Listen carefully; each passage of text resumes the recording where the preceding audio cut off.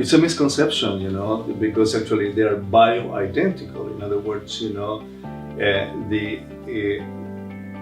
the molecule is exactly the molecule that the woman produces in her ovaries, and then the liver will treat it exactly the same. They will work exactly in the receptors in the brain, in the skin, in the mucosas and everything, exactly the same.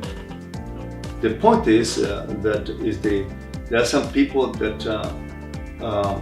abuses and use extra doses, or uses doses that are inadequate.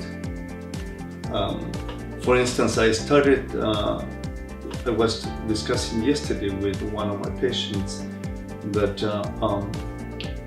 she was given, she's a kind of a 72-year-old lady in very good shape in general, and I started her on creams, estrogens and creams, and she started bleeding.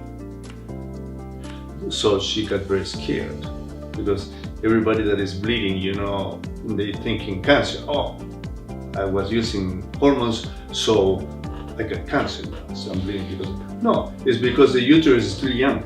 It's responsive to the estrogen. It's responsive.